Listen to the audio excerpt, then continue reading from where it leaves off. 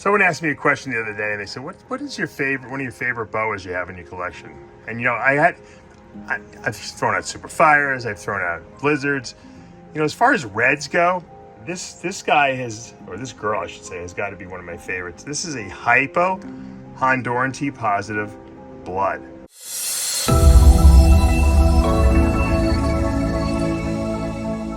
What's up, snake fans? Dave Palumbo here for Muscle Serpents Daily. And we're back to the snake room today. I know we took a little hiatus because we did a two-parter from Ago's exotic reptile shop here in North Fort Myers. Check that out. Hopefully you guys like that little tour. You know, I like to showcase, you know, local people and just people in general who have a passion for our hobby and who just love selling reptiles and educating the public. And so I wanted to go over there and show my face and check out their collection, and I love it, and I'll definitely be back to the store. The store is awesome. So you can hear the lawn mowers in the backdrop. Why they're mowing lawns now at night, maybe because it's a little cooler out here. That's a possibility. So today we're gonna go into the snake room. We're gonna take a look at some various ball python grow-ups that I have, some adults, just some cool stuff that I like. Today's video is like cool stuff in Dave's room. Cool stuff in Dave's snake room. So let's go take a look and see stuff. Hopefully, I try to show you stuff that you really haven't seen either at all, or stuff that you haven't seen in a long time, that's growing up now, just to kind of make it interesting. So let's head in there and see what I got. Oh, I cleaned my fish tank today. It looks so beautiful. Wow. I always say to myself, I'm gonna do water changes on my fish tank every couple of days. It's gonna be beautiful, and I can never do it. I don't know why. And I get completely procrastinate. I think, it's not that bad. I'll do it tomorrow. But man, I just did one this morning. This tank looks so good right now. Those angelfish are just getting huge. And clown. Oh, there's my other loach. Oh, did he go high? Yeah. There's my one clown loach, which is really nice. I have another loach that's floating around there someplace. But wow, this tank looks phenomenal. Just had to show you guys. I like to share. All right, just thought I'd show you some guys that you haven't seen in a while. This is a banana orange dream yellow belly Enchi, which doesn't sound like anything too crazy, right? But he's also a het tri-stripe, which is, you know, the three stripes, and he's also het pied. So we're trying to make tri-stripe pieds in the future. He's going to be one of the guys instrumental, and he's got a crazy paradoxing going on in his head. So he's really pretty wacky looking. Look how clean that banana is. You know, banana does not always, you know, lay down those little dots all over the place, the speckles. I got one big speckle on the head though. No, but the Enchi Orange Dream will clean up banana a lot. Yellow belly too. And this is a really nice boy, really clean looking. And you can see there's some striping on his back. This dorsal striping, I believe, is the het tri-stripe peeking through. And probably, oop, he got me. If we turn him over, you can't really see any pied markings, but he is 100% het pied, so very interesting little baby. Now here's another one. This is the brother to the one I just showed you. I wanted to show you this for contrast because this is banana orange dream. I believe Enchi. I don't know. I mean, and I believe yellow belly. It might not be yellow belly, but he's got speckling. So there's definitely a gene missing here that's a cleanup gene. So that could be Enchi, or he looks Enchi to me, but could be the Enchi or it could be the yellow belly that's missing, or both. I would probably say he's definitively banana orange dream, and he's had tri-stripe and het pied. So you can see the difference when you get genes that clean stuff up. Look how much cleaner. This one's a little dirty, but this one's also a little more dilute. This might have pastel in it though. I don't even know if there was pastel in the breeding, to be honest with you, but he has a pastel-y head, so, and this one doesn't, so. Interesting, right? He has a third brother, and this one is banana, probably orange dream. It might be leopard, I'm not sure, to be honest with you. This is double het tri-stripe pied as well. Not really sure what these are. I probably should sell a couple of these boys, not keep them all. Right now I've been hoarding. And I have one more brother, so I had 4 brothers. Very important brothers, obviously. And this one, also, another banana. Orange Dream leopard, yellow belly, I'm pretty sure.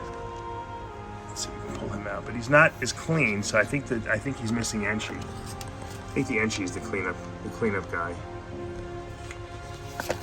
Pretty sure that guy's leopard. He's got the leopard striping. But het tri-stripe also has some striping in it, so tough to tell. It's going to be tough for me to pick out who I want to use in the breeding projects. I do have a bunch of females, so I might use one. I have 4 females. I might use 1 male for each female, and just see what we get. Prove them out, and then maybe sell them after a couple. Though, look at those interesting dorsal patterns. They look like amoebas on there, right? Pretty cool. And here's one female we did get from that double het tri-stripe pied clutch. And this is not the females I was talking about that I got last season. This is one from the same clutch. She's a sister to the 4 brothers I just showed you. And look at her striping she's got. This is pretty crazy. I don't know what she is. She looks orange dreamish to me. She definitely has yellow belly in her. She looks like she's going to the shed too. The question is, does she have any leopard in her? I don't know. I'm open to suggestions. I'm kind of holding everything back in this case just because I don't know what anything is, and I want to produce a bunch of tri-stripe pieds, see what they look like. A really nice Mandarin. I'm still waiting for her to lay a clutch of eggs. We've been waiting a long time. She's possible super Mandarin. I think she's just a very high expression Mandarin, but we'll find out. If all the babies are Mandarin, then we know that she's probably Mandarin. So just waiting patiently. She's not the biggest snake, but I really think she's gonna go. She hasn't eaten, so keep an eye on her. One of my favorite projects, as you guys know, Mandarin. That Mandarin gene, so much still to do with it. So much still to do. All right, there's a freshly shed Enchi Clown Pied for you. She just shed out, and she's doing real good. She's growing. She's eating like a maniac. I got to tell you, Pablo's been feeding her. She's doing real good. Actually, this is our boy. I'll show you the female in a second. I love to see these guys as they start growing and developing, and it's good to see them really healthy. And Enchi Clown Pieds are just awesome because the Enchi really retains a lot of coloration.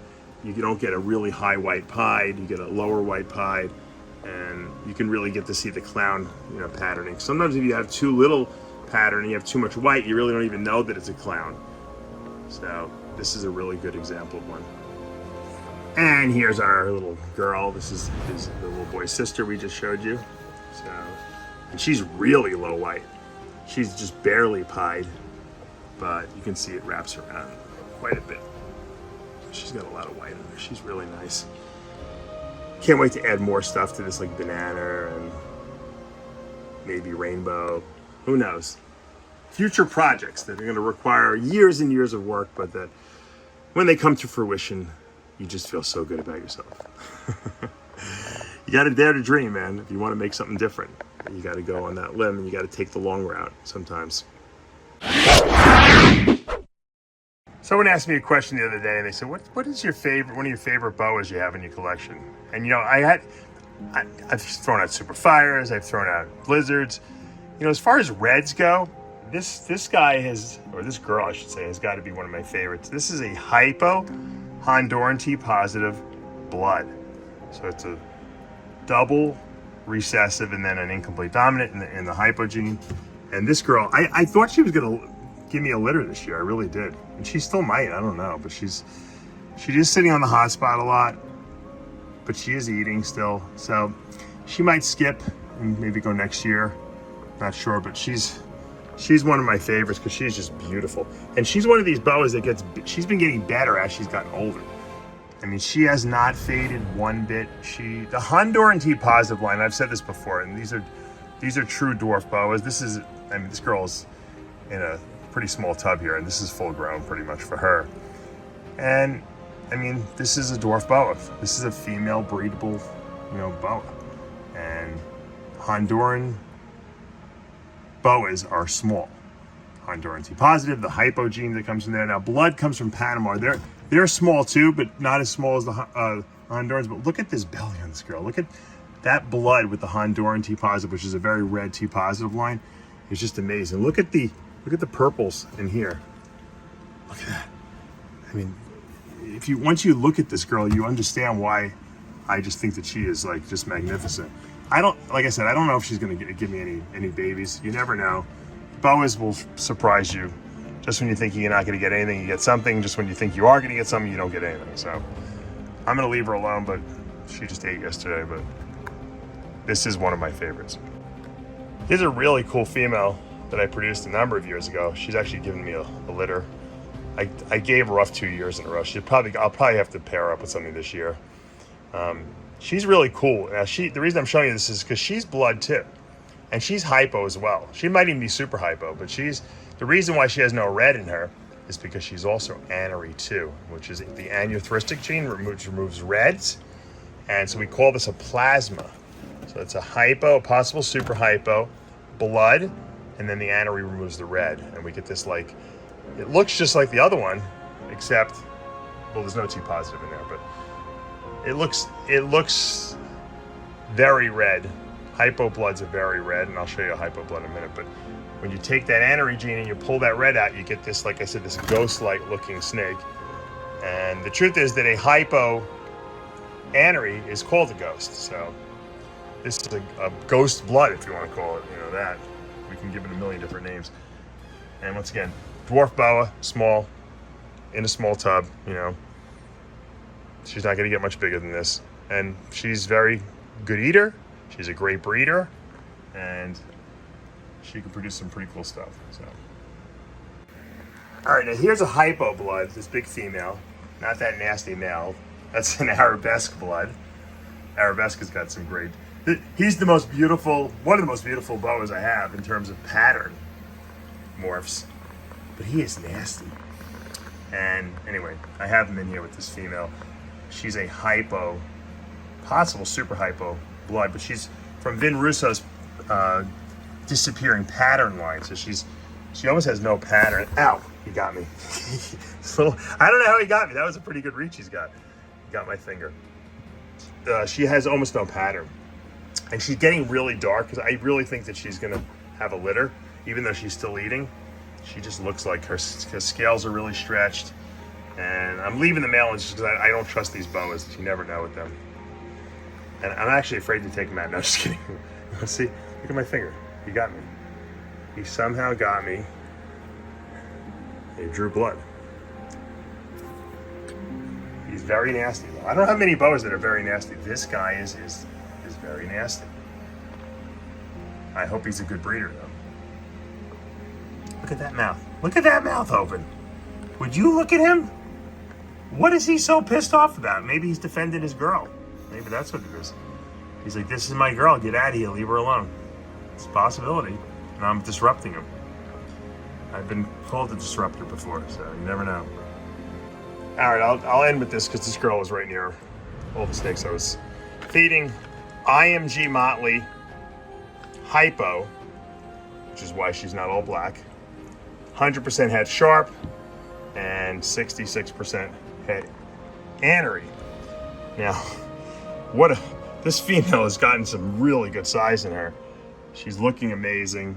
Why I still have her for sale, I don't know, but she is still for sale. Amazing contrast. It's great when I always tell people Motley plus IMG gene, black snake within the first year. This snake is 1.5 years old.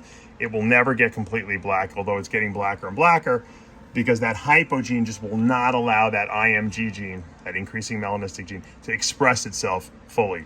So you'll never get all black. And so if you like a snake that has a lot of contrast, everyone's a little nasty today. Maybe because they ate yesterday. If you want a snake that's gonna always have really high contrast like this girl is perfect, I'm telling you. All right, and this is gonna be the final snake of the day. This is my Mario, or as my wife would say, Mario, a desert ghost. So this is a desert ghost, which is a recessive, with the Mario gene, which is an incomplete dominant, and he's been breeding this year. Hopefully we'll get some nice babies from him. And this is like a really nice combination. I picked him up and I'm really happy. I mean, this alone, Mario,